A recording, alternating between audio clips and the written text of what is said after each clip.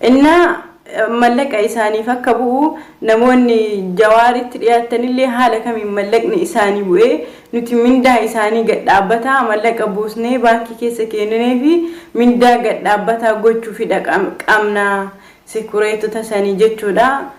maaliifi amma mindaa hin kennamuuf jaraaf kennamullee mindaa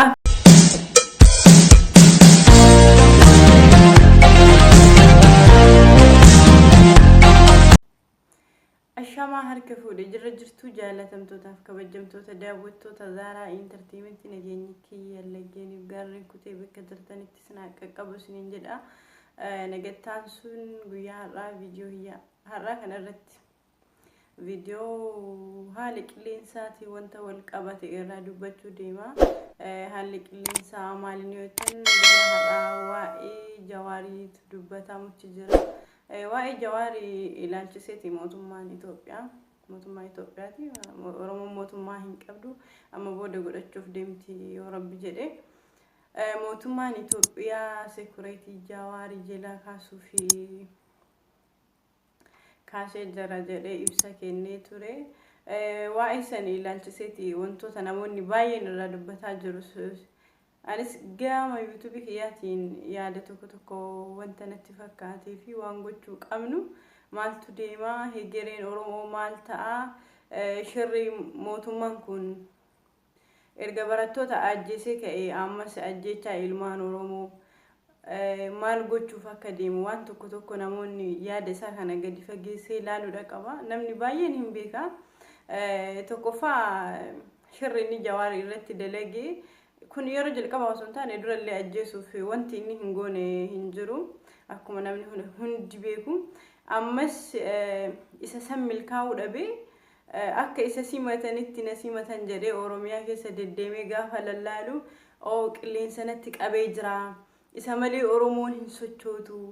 ani milkaa'uu hin danda'u osoo inni jiru jedhuuf wanta inni guddaa isa hinaafsiseeti yaa gaafa filannoo saniif sila isa balleesseeti ammas biyya qabachuu barbaadeeti osoo Jawaarillee hin jirre ta'e Oromoo namni hin ajaju Oromoon kaleessallee ajajamni har'as hin ajajamtu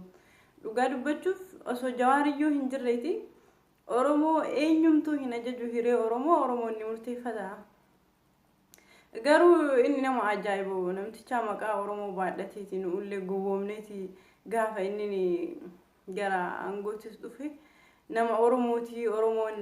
carraan Oromoo amma milkoofte jennee baay'ee dogongoraa turre haa ta'u garuu namoonni yeroo san mormaa turanillee hedduudha yaa egeree isaa kana hubatan natti fakkaate annama baay'ee wali bu'u ture akka kiyyatti maali mootummaan kun mootummaa Oromooti maaliif namni jibbaa maaliif jibbaansa isaa facaaftan jedhee ani nama hedduu walitti bu'u ture garuu namoonni yeroo sanuu ilaalcha isaa hubatee argee balaaleffachaa ture baay'eetu jira amma gara dhimmicha mata dureetitti deemna ilaalcha isaatiif waan inni gochuuf deemuu fi maal inni hegeree ummata akkam godhuu deema waan jedhu irraa dubbanna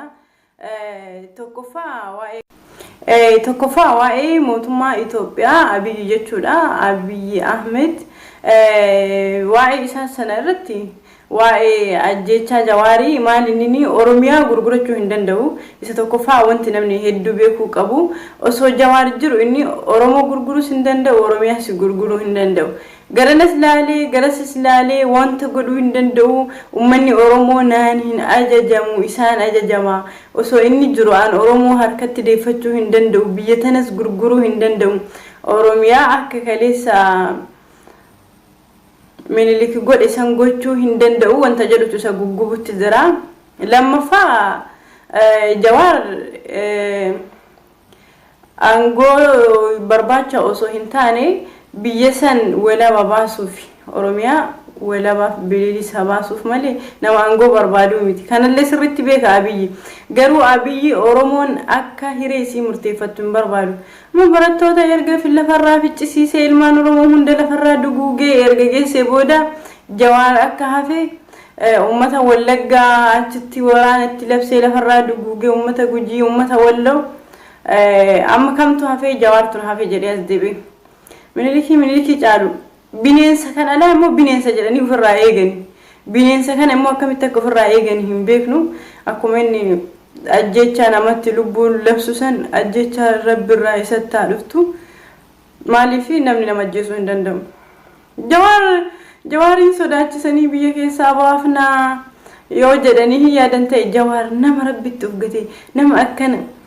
abiyyi ani gaafa wallagga dhaqina ajjeesanii wallagga dhaqee jennaa hinduu jedhee sodaachuu ture. Jawaar immoo nama rabbitti ufgate osoo wanti fedhe gadi dhufe ani abdiin koo rabbiif Oromoodha. Nama cimaa akkana qabaachuu waan tokko osoo abiyyi bakka Jawaarii ta'e qaata baqate Ameerikaa miti mataa Ameerikaa ta'udha. Shakkii tokko malee as Oromiyaa keessa wallaggaan deemee waraana miliyoonaan akkana marsanii waantuma hojjettoota mootummaa warra qawwee hidhate tokko osoo hin hambisin wallagga keessa naannoo. Jawaar immoo onnee isaa sana nama cimaa nama kutataa nama osoo wantummaan feetinatti gadi dhuftee ani hin ka'u abdiin kiyya isii miti abdiin kiyya namaa miti abdiin kiyya rabbi sabaaf qabsaa'uu dhufe ammas sabaaf hojjedha. Dhalchi akkasii sodaachise sila ari'uu danda'a. Namni lubbuurraa dantaa qabu hin jiru. Oromiyaa namni isatti dhiisu hin jiru. Hawaasni Oromollee kana beekuu qaba. Asirratti dhaamsi guddaan anarra dabarfachuuf dhufe sekureetii Jawaariin eegdu jechuudha. Maal gochuudha qabna mindaa isaa birrii inni eegee intala Zinashirraa argatu sana jechuudha. Qileen akka seenu nuti sekureetii isaa saniif mallaqa buusuudha qabna haala. Innaa mallaqa isaaniif akka bu'u namoonni Jawaaritti dhiyaatanillee haala kamiin mallaqni isaanii bu'ee nuti mindaa isaanii gad dhaabbataa mallaqa buusnee baankii keessa kennee fi mindaa gad dhaabbataa gochuu fi qabna sekureetota sanii jechuudha. Maaliifi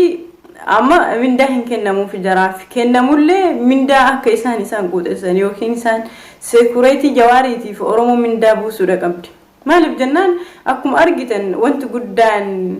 bilxiginnamoo maal jettan ummata xiraahana wanti guddaan isaan aarsoo yoo jiraate Oromoo galaana gadi dhangala'ee Jawaariin simataa jiru kana baay'ee aarsa. Maalif jennaan ummatuma kutaa tokko keessaa miti magaalaa tokko keessatti yaa'u kana laalanii sammuu dhukkubbii sammuu guddaa ittitan. Wanta irra dalagame immoo waan nama ajaa'ibu wayiiti. Maalif jennaan guyyaa har'aa kaafaa wanjimma deemti abiyyi immoo wanti inni hojjete waan kana gadi qabanii yoo ilaalan waa baay'ee keessaa argama. Istoorii dubbii tanaa barbaachuus dirraa dubbachuu illee hin barbaannu. Dheengadda iskoortii deemeeti qullaa namni 2-3 waliin dhaabbatee galee sunis baay'ee garaa madeessiti akkasuma saalaalee gaafa Hararillee deemee uummanni gaafiin dhukkee irraa kaasee afoo dhaabbatee furriin funyaanii luqqisee dhiise. kun wal gahee Jawaari akkamitti akkanatti simatanii Jawaariif akkamitti kabajaan akkam godhama akkamitti anoo akkanatti salphadhee maa hawaasa kana hin qabne wanti jedhullee kabajaa argachuuf isa of jalaa kaasuu qaba wanti jedhullee itti dhagamuu danda'u sun taane sirriitti itti dhagamee jira. Salphinni ammas salphina nama rabbi ulfeesse kabajaas ni argata nama rabbi salphise immoo ganaa salphata teessoo Minilikii irra teessellee booda irraa kaata. Oromoon nama hin gabbaru. Oromoon ganaa nama habashaa miila dhiquu miti. Oromoo ta'ee nama sabboona Oromoon nama gabbaree hin jiraatu. Ganaas qiliqilli waa baay'ee wanti ni ta'e kana miti. Oromoo qulqulluuyyuu ka hojjete keessaa qabannee kaasii achi kufe nagahatti bullaan bichaa walgeetee jara fofokkattu takka wannaa takka irra haanee sirraa jetti ganama galgala uummata haasawanii keessaan dhumne ka fuulaa fi mataa isaaniitu walii adda namaa hin baane asirra keeyyaaniiti wanni fidaniituma nyaata ciree ganama galgala bitaniif itti kennanii sanuma nyaattee gurra nu duuchiti. Nama sirna of jalaa hin qabdu waan bullaa mara walitti fuutee achi iyyan gabaabumatti wanti isinii himuu barbaadu ilmaan Oromoo dhaamsa kiyyaa namoonni baay'een gara ijaaramte takka irratti illee yaada walitti dhufee bakka guddaa tokkotti mari'atus mari'annaa qabanii namni garuu bakkuma jirtanitti wal ijaaraa maal gochuudha qabna maaltu nurra jira waan jedhuuf ilmaan Oromoo hundi keessan sekureetii Jawaariitiif mallaqa buusuudha qabna bakka jirtan hundatti mallaqni isaaniif bu'uudha qaba gargaaruudha qabna. Isaan kanaaf mindaa gad dhaabbataa Oromoon gochuudha qabdi mindaa mootummaa osoo hin taane Oromoo mindammaa mootummaatu wanti achi keessatti Itoophiyaa keessatti deeman kun qabeenya Oromiyaati. Itoophiyaa hiyyeettiidha garuu qabeenya jiru sun qabeenya Oromooti dhugaa yoo dubbanne biyyi Itoophiyaan biyya hiyyeetti biyya waan takka hin qabne biyya beelaan akka addunyaatti sadarkaa sadaffaarra jirtu garuu haa ta'u wanta achi keessa jiru sun waan Oromooti inni mootummaan fuudheetitti nyaateetitti dhugeettiin taphatu kun qabeenya Oromooti ammas lafa teessan bakka lafa jirtu hunda Oromoon gabbara gibira gabbaruudha hin qabu Oromoo lafa bakka qabu magaalaa keessa ta'ee baadiyyaa ta'ee lafa qabu irratti mallaqa keessa wali buustanii sekureetii jawaariitiif nutis namoonni biyyoota alaa keessa jirru haala kamiin haala ittiin gargaaramu erga Oromiyaan ijaaramtee booda waa hundumtuu hireen Oromoolee hireen keenyallee kan murtooftu boru gallee irra dhaabbachuuf deemna waan fuuldura keenya jiru immoo amma sirreeffachuudha qabna yaani fi guddaan asirratti dabarfachuu barbaadu waa'ee jawaar dubbachuu hin barbaanne maaliif jennaan jawaar Oromoo hundi manni miliyoona meeqaan lakkaa'amu dhangala'ee faana jiraan dubbadhuyyuu dhiisuyyuu achirratti taree rabbii bira jira ajjechaa nabiyyi namicha billaa 500 walitti diguuree nyaatu haasitti as fakkaata as dhaqachi fakkaata gaaralla amantii dhibbaa waa'ee isaa homaa miti waa'ee isaa sana osoo hin taane waa'ee jawaar illee baay'ee waan dhiphisu hin qabuyyuu wanti itti dubbatanu hin jiru because Oromoon namni miliyoona meeqa jawaar faana jira waan ta'eef isaan qoshashaa wal fakkaattuun tunniin achi iyyuu akka lukkuu dandeessi isaaniif eeyyama goonee jira kanaaf wanti isin dhaamu barbaadu sekureetii jawaariisan ijoollee jawaariin eegdu ijoollee sabboontota mari'annee akka gaafa dura bashiirisan ammas mindaa gadi dhaabbataa buusuu fi qabnaa namoonni irraa dudubbataa jirtanii jawaar immoo sodaata akka hin qabu ganaa namicha ofii isaatiif waan haasa'u dhabee Amaarifaaf Oromiffa walitti culullee jedhee afaan Amaarifaatiin haasa'a Amooraa jechuu wallaalee waa baay'ee baqqam afaan Baalee afaan Gujii nama hangana bilooniin hiikkachuuf deeme ajjecha lubbuu lamatti kenna ajjecha lubbuu namaa kan baasu rabbi tokko video biraati wantoonni haaroon yoo jidduu kana keessa jiraate walitti dhufna turtiin keessan Zara Entertainment wajjin haa ta'u video like gochuu hin dagatina harki keessan like tuqaa baratu